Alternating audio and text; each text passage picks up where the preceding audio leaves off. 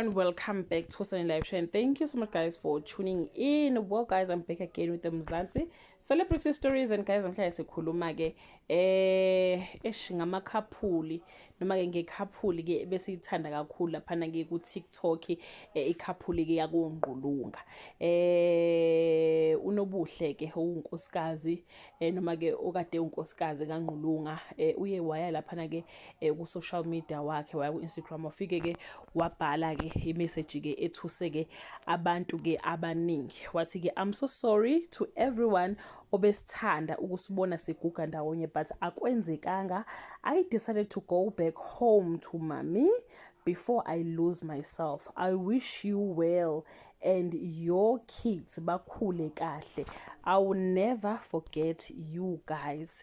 Waseke futhi waphinde waqhubeka wathi Nazareth noma athi Nazareth Baptist Church, you've showed me the greatest love. Ngiqale kuphi nje ngibonge, ningifundisile izinto bengingazazi, ngifika enkonzweni yenu nangitshengisa ukungamukela nokungithanda. Will continue to attend imihlangano emikhulu uma sengihealed kahle. Ibandla has nothing to do with izimfundiso nezenzo and character yomnyeni wami. Uyena owanikezwa a beautiful hardworking woman, wazihlulekela ukumphatha kahle. Ngiyabonga Nazaretha kakhulu.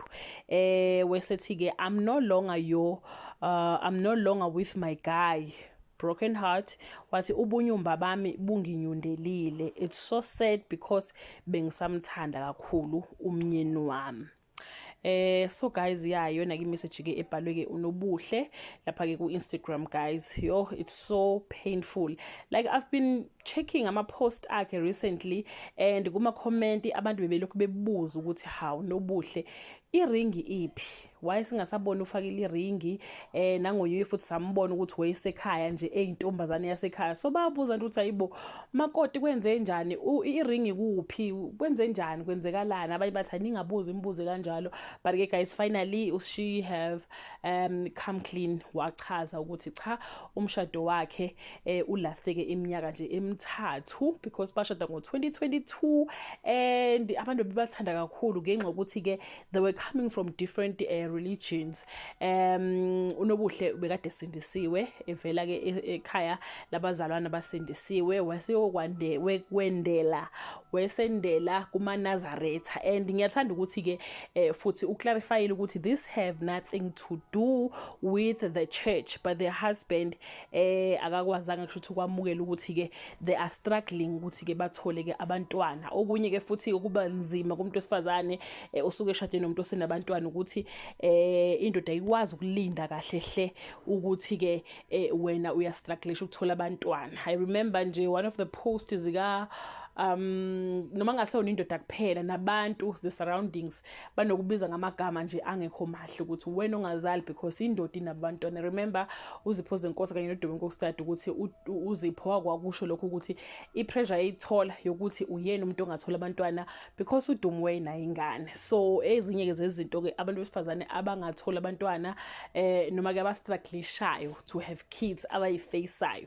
Ngizophinde nikhumbule bakithi ukuthi nomsele ungapha naye unomakhumalo ulokhu eshila ukuthi ukube kuthiwa mina ngakushiya ngoba phela wena awuzali, kwakuzothiwa kuthiwe yabo. So they keep on highlighting that lelo gama lokuthi wena awuzali. So I think ke kufike kwangqengetshe lapha kunobuhle weseyashiya ke guys, but I don't think ukuthi akathola abantwana noma uyinyumba. I think she's struggling because of some issues, because last year I think I saw her scanner and she was pregnant. So I think something happened, and ke kusho ukuthi ke okaNgqulunga ke akawazanga ke ukulinda noma ukubekezelela ke leso simo. Siyafisa ukuthi umshado wabo uphinde ulunge, siyafisa ukuthi baphinde bahlale phansi balungise izinto.